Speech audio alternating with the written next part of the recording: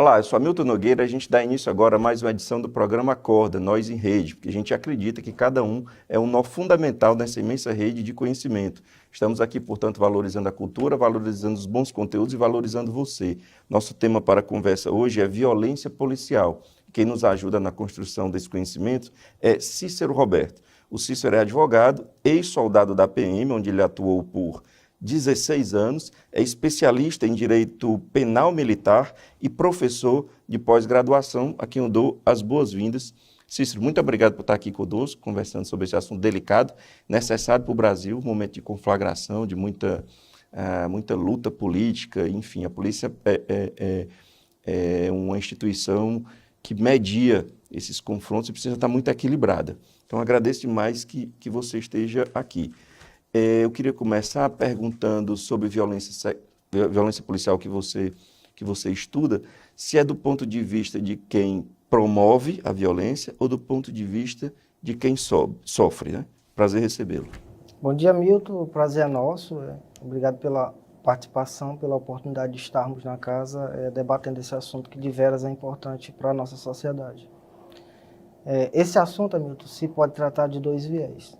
A violência policial, ela atinge as duas camadas, tanto quem está lá na ponta representando o braço armado do Estado, como quem sofre a violência. Sim, mas então, na sua abordagem de estudo, você olha para os dois fatores, Isso. Até porque eles se conectam. Exato. Mas você parte de quê? Parte de teoria, você parte de vivência? De onde é que você parte para essas abordagens? Eu posso lhe dizer que sou um vivenciador, como você bem frisou na abertura do programa. Eu passei 16 anos na Polícia Militar, como soldado. Pedi exoneração para o exercício da advocacia em 2014 e de lá para cá estamos construindo essa história na advocacia. Eu costumo dizer que a Polícia Militar, ela tem que funcionar quando os demais organismos da sociedade, do Estado, não funcionam. É possível que você vá buscar um atendimento médico e você não consiga um atendimento médico e a vida vai continuar para você e vai continuar para o médico que não te atendeu.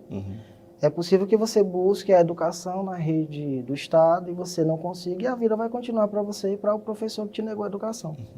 Mas no momento em que você precisa do atendimento policial, ele tem que ser instantâneo, ele tem que ser laborativo, ele tem que ser de resultado, sob pena de ofensa a vários ditames da legislação e sob subversividade do policial que está na ponta.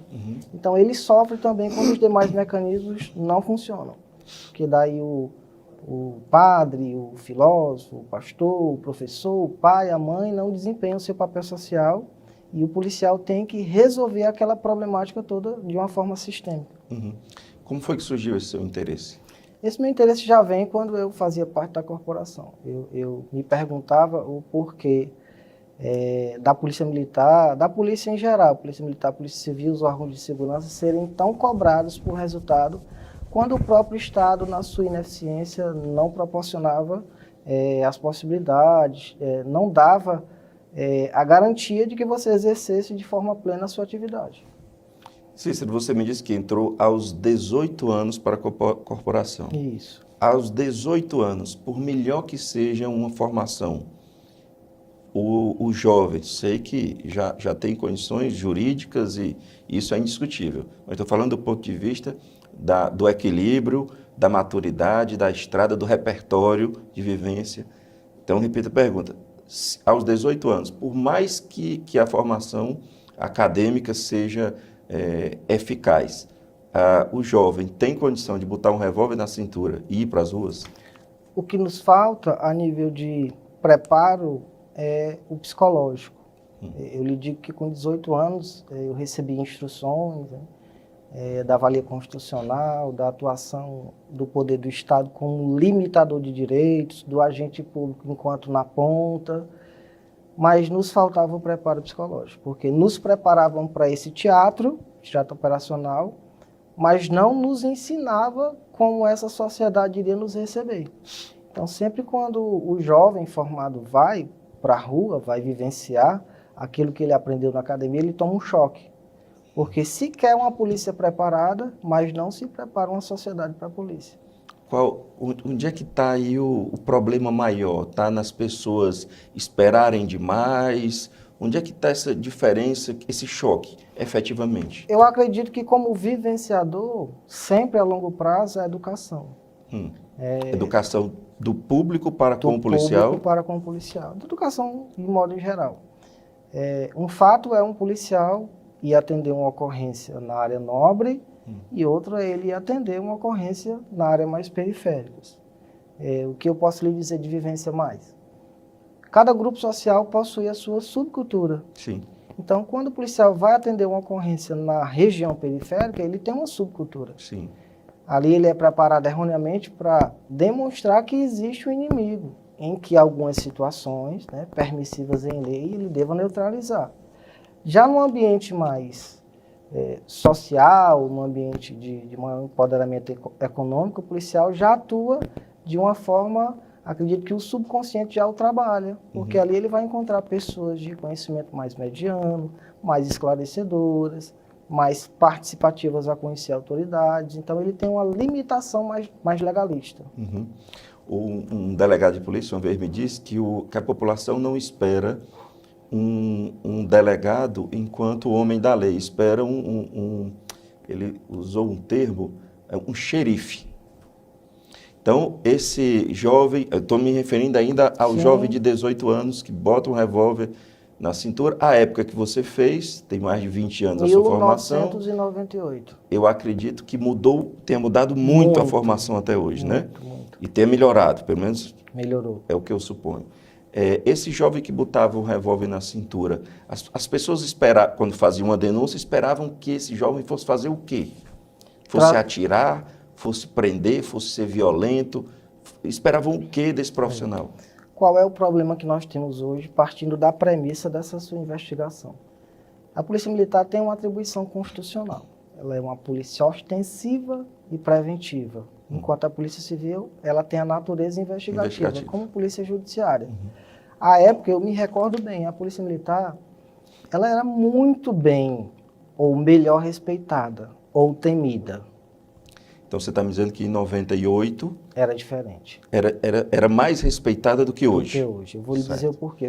Era menos treinada, menos capacitada. Menos capacitada e muito menos, porque a minha formação à época foram 4 meses, uma formação relâmpago, porque o efetivo da Polícia Militar no Ceará nesse ano já estava em déficit, por conta de uma greve que houve em 97, então precisava formar emergentemente mais de 1.000 homens. Então eu participei dessa formação. Certo. Então, continue o seu raciocínio, por favor.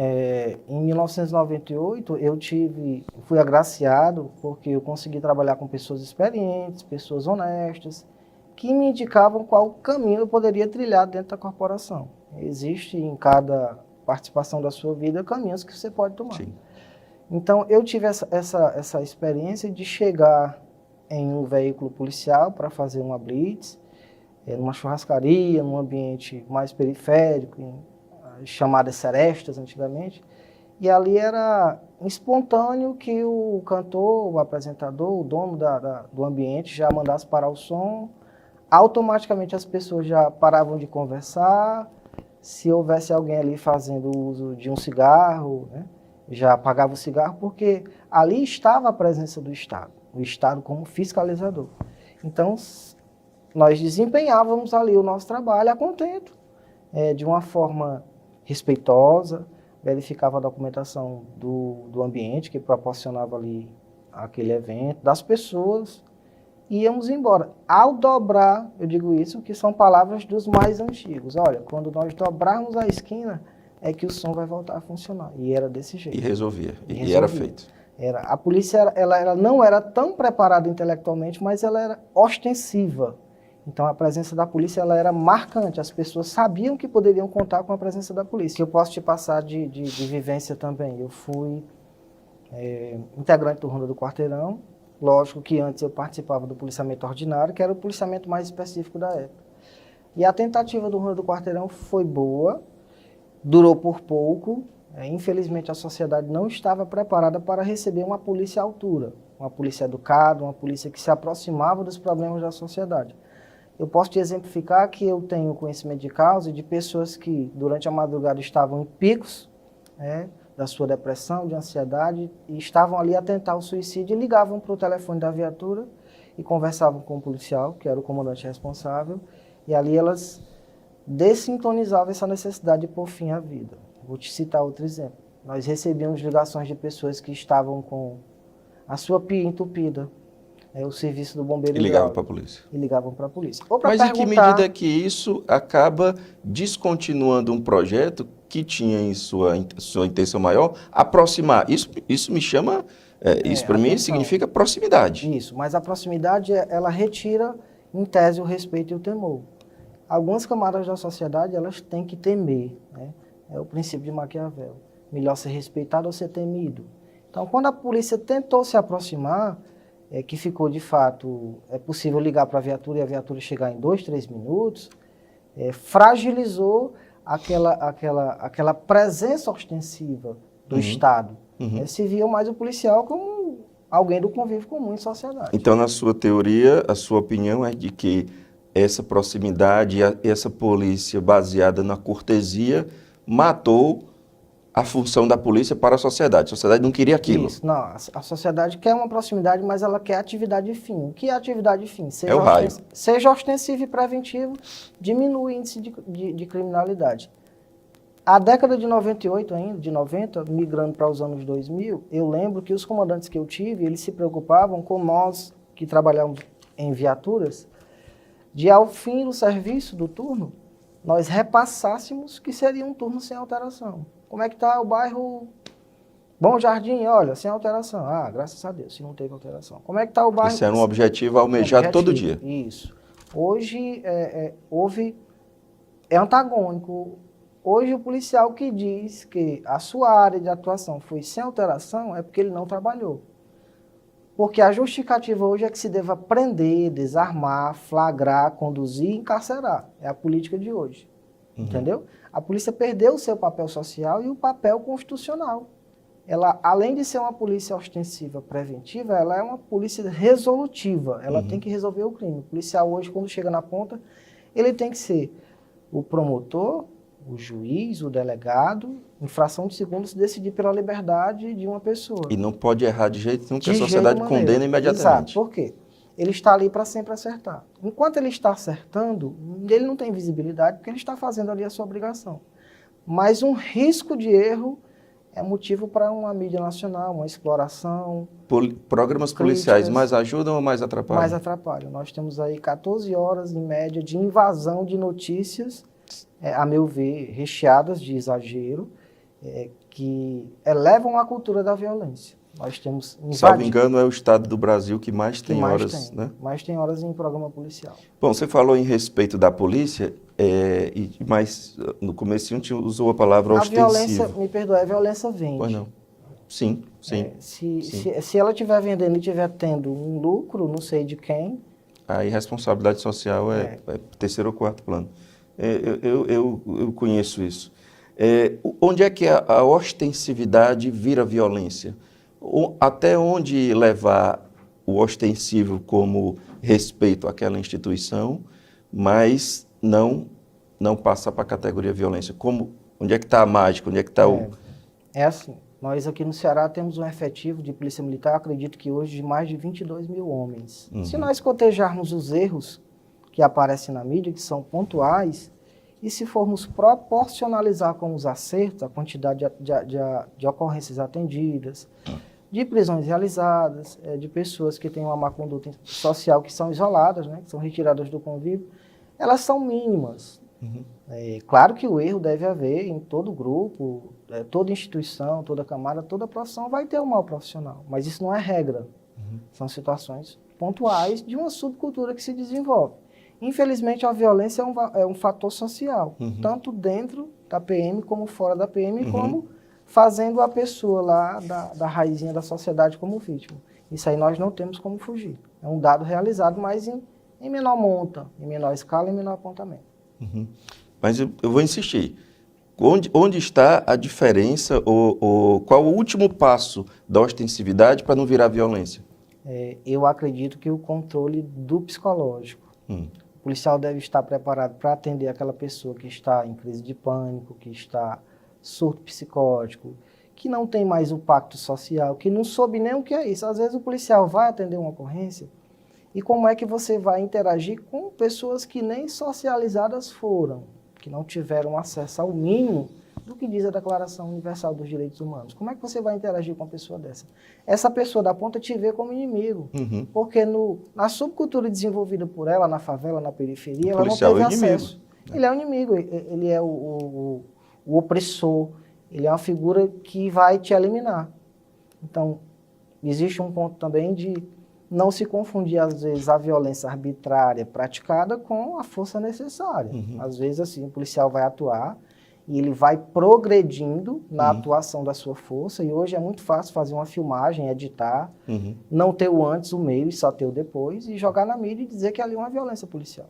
E é muito difícil para o policial que é filmado assim mostrar para as pessoas que ele não é o culpado. Exato. Você vê hoje que algumas situações de ocorrência já tem um dos policiais que tem a função de filmar todo aquele atendimento, para que preventivamente. Preventivamente, para que aquelas pessoas que estão fazendo a filmagem não possam cotejar de forma maliciosa. As viaturas todas têm câmera? Não, eu digo é uma iniciativa de sobrevivência do policial, não seria assim um mandamos institucional. Você vai abordar, você vai dirigir e você vai filmar, não é isso. Até no Ronda do Quarteirão nós tínhamos a situação das viaturas serem equipadas com câmera, uma câmera que tinha uma visão não multifocal, mas unitária de uma posição, e às vezes não dava para fazer a defesa plena de um policial, porque a violência, até contra o policial, acontecia de forma a fugir das câmeras.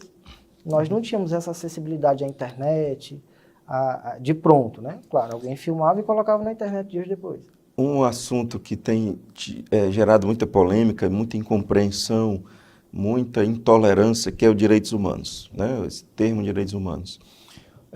O policial tem, na sua formação, tem de uma forma geral, a noção do que é o direito humano e as condições intelectuais necessárias para respeitar isso? Eu posso te falar por experiência própria e por experiência de vivência. Eu não tive, infelizmente. Eu fui preparado para um outro cenário. Eu não fui preparado para interagir. Eu fui preparado para dar o resultado. Vai lá e resolva. Vai lá e vença. Hoje tem, sim, no currículo da formação do policial, hoje a nossa Academia de Segurança Pública. Todavia, a meu ver, discordo da quantidade de horas. Deveria ser mais implementada, porque são os direitos mais básicos de qualquer ser humano. Se confunde se tem aquele metodológico basilar de que direitos humanos é para humanos direitos, quando na verdade isso não existe. É uma frase bonitinha, fácil de vender, mas não é isso. É como o bandido bom é o bandido morto. Outra falácia. Exato. Desmilitarização, mais ajuda ou mais atrapalha? A meu ver, o problema... Que é uma discussão que morreu, né? Assim, não se toca mais nisso. Nós temos uma PEC, a 53, se não me engano, de 2013. Não posso conjecturar aqui de forma precisa. Eu acredito que não seria na desmilitarização. Até porque, assim, as pessoas confundem que desmilitarizar é tirar a polícia da forma ostensiva. Não existe polícia sem ser ostensiva. Não há. Não há. Mesmo que se possa desmilitarizar, a polícia tem que ter uma farda, ela tem que ter uma presença, ela tem que ter uma marca, ela tem que ter um sinal. Nós podemos aí ver países em que não há a implantação do militarismo, todavia ela tem uma presença significativa aos mandamos do mundo militar.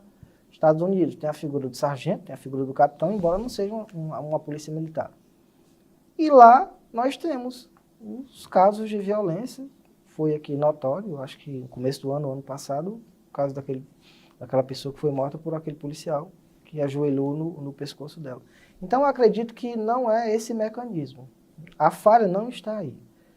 A violência policial existe, sempre vai existir, às vezes ela é motivada, às vezes ela é inclinada por conta do estresse do policial, que está ali submetido a 12, 14 horas de intenso trabalho. A sua folga, ele não tem como estar com a família porque ele tem a necessidade premente de complementar a sua renda, porque o ganho do policial a nível de Brasil, Norte, Nordeste é vergonhoso.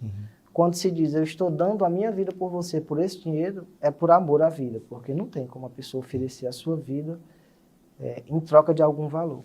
O policial que trabalha hoje, e eu acredito que diminuiu muito, né? Existem os policiais intelectuais e os vocacionados. Antes a corporação, ela interessava para os vocacionados. Eu quero ser policial porque é meu sonho de criança. Hoje é dividido meio a meio, posso dizer, dos intelectuais que querem passar num concurso público, ter um pouco de estabilidade, para que essa estabilidade o eleve a outro cargo público. Daí ele vai Isso, vai pular para migrando. outro, vai ficar Ali lá. é um trampolim. Então, ele não é vocacionado. Então, dificilmente ele vai desempenhar o ministério policial com a vocação. Ele vai por imposição. A imposição da sua chefia, da sua hierarquia, da disciplina militar. E, às vezes, ele sofre, porque ele não foi formado, ele não aceitou a formação, até foi formado, mas não aceitou a formação. E a formação militar, ela é assim, olha, eu não te chamei, não fui te buscar, vieste porque quiseste. Então, ela tem regramentos, ela tem uma hierarquia própria. Ela tem uma engrenagem que funciona perfeitamente para conter, não para reprimir. E é o que se diz hoje. Não, a polícia ela é violenta porque ela é militarizada. Não tem muito a ver, não. Quais as violências que o policial e a policial mais sofrem? Eles sofrem porque têm que morar numa área de risco. Eu tive, em meu tempo, a possibilidade de andar de ônibus de coletivo fardado e, às vezes, desarmado e ter o mesmo respeito que hoje um policial do raio tem. Eu tive essa benesse, eu tive essa oportunidade. E hoje o policial tem que colocar a sua fardinha dentro da mochila para ir no seu transporte ou para ir no transporte para o quartel e lá ele se trajar de braço armado do Estado, terminar o seu horário de trabalho e voltar para o seu familiar, descansar ali 4 ou 5 horas e ir para o outro emprego, que isso é uma realidade. É ilegal, mas é uma realidade aceitável para o complemento de renda.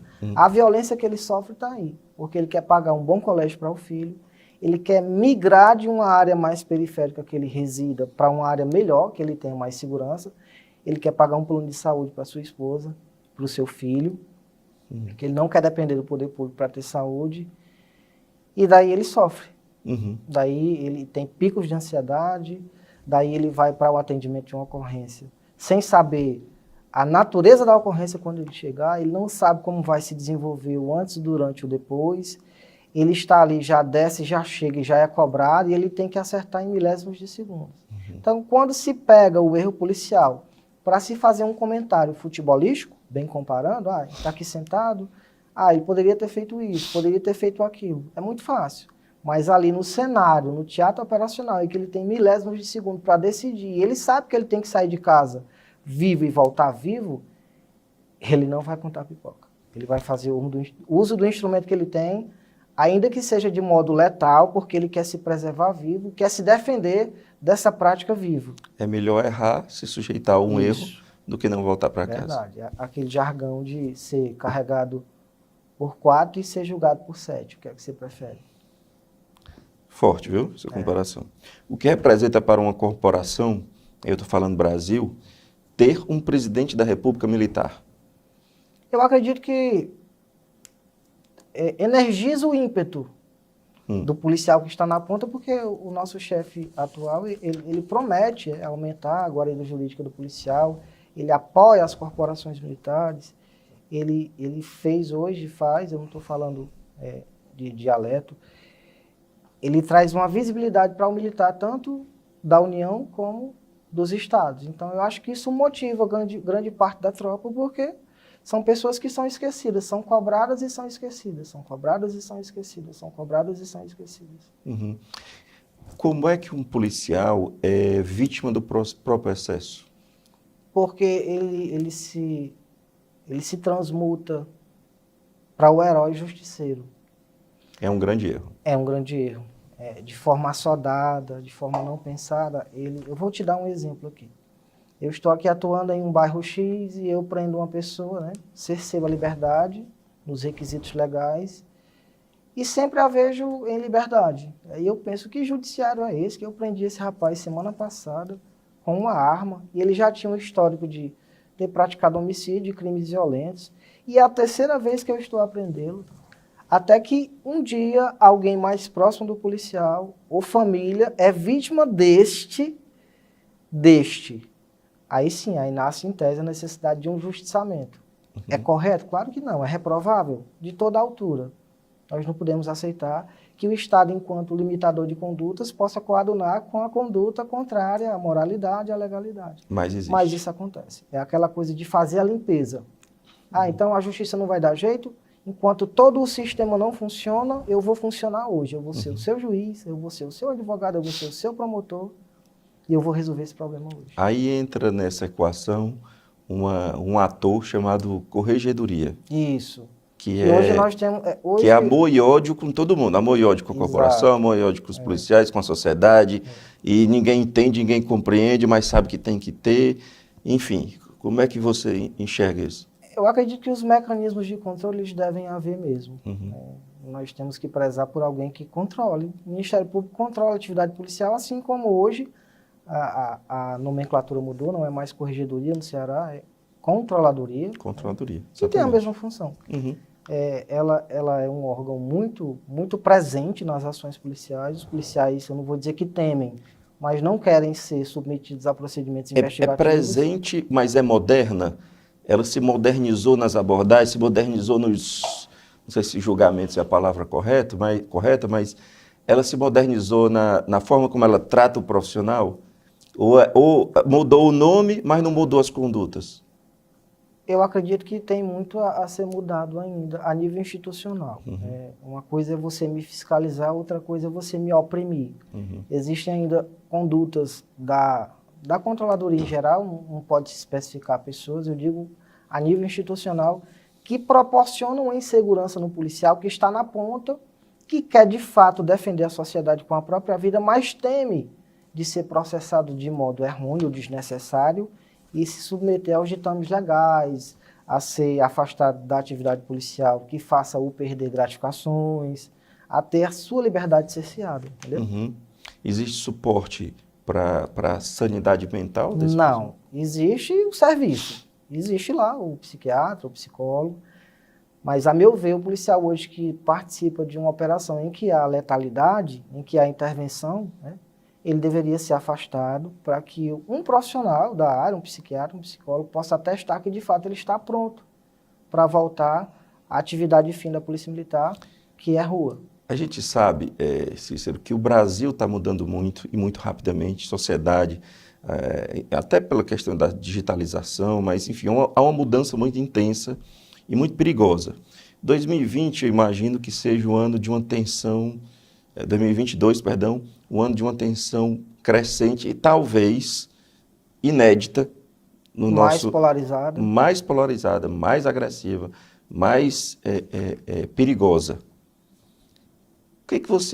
Como é que você acha que a Polícia Militar vai se portar diante de uma eleição importantíssima, conflagrada, perigosa, violenta? Como é que você acha que ela vai se portar? A meu ver, o policial ele não pode ser tratado como robótico. Ele não é um robô programado para sempre acertar. Ele é um ser humano que tem as suas emoções, às vezes afloradas, às vezes guardadas. Nós teremos um cenário muito difícil e devemos ter por parte dos governos, das instituições, um preparo, né, previamente, para que aquele policial que esteja lá na ponta sabe que vai encontrar o problema da polarização e que ele não pode ser partidarista. O policial, ele enquanto razão da função, ele é apartidário. Sim. Ele não vai levantar nenhuma bandeira. Então nós já temos sim, como sociedade, essa preocupação, porque será um marco histórico essa nova transição aí do Executivo Nacional. Então a Polícia Militar terá diversos problemas nesse quesito. Mas hoje não está preparado para isso. Você conhece alguma corporação que esteja preparando? Eu costumo dizer que uma das polícias, eu não a conheci em loco, eu conheço a PM de São Paulo, a PM do Rio, a PM do Rio Grande do Norte, mas em loco eu tenho um desejo de conhecer a PM de Minas, que a meu ver a polícia mais antiga do nosso país, a primeira Polícia Militar, seguida de Pernambuco, mais preparada, porque eu acredito que a chefia, né, os oficiais, o oficialato da instituição, eles trabalham com gestão. As polícias, como serviço público, elas são empresas também. Como empresas devem ter a sua estrutura de gestão. E hoje, a meu ver, aqui na PM do Ceará, falta gestão. Não é só com comando que se constrói, é comando e gestão. Comando e gestão, porque você está trabalhando com pessoas que têm os seus problemas, as suas necessidades e as suas adequações. Eu acredito que a PM de Minas Gerais é espelho para todo o Brasil, até pelos seus índices. Nos últimos anos foi muito comum a chegada ao poder, Senado, Câmara, Câmara Estadual, Federal, enfim. Não estou nem falando da Presidência da República. Sim. Mas representantes das corporações aos cargos de legislativo, com os discursos de que tudo era um absurdo também. E etc, etc. Efetivamente, o que esses parlamentares conseguiram de mudança que beneficiasse o policial, mas não apenas pelo policial, que beneficiasse o trabalho policial e se refletisse na sociedade? Os policiais militares e civis, por um bom tempo, eles foram muito calados. Né? Eles foram vítimas de mordaças. E nasceu a necessidade de representatividade. E os que estão aí exercendo os seus cargos, até no Executivo nós temos prefeito, que é advindo da atividade policial, eles estão, de fato, contribuindo com uma mudança significativa, com direitos que o policial militar e o policial civil não alcançavam enquanto gama, a sua família, a sua parentela enquanto sociedade. Então essa necessidade ela continua sendo emergente, ela vai ser repetitiva. Acredito que os militares continuarão a conquistar esses espaços no Legislativo e no Executivo. Tá, então o que eu retiro da sua fala é que o que mudou foi voz. Voz e vez. E o que não é pouco, eu sei disso.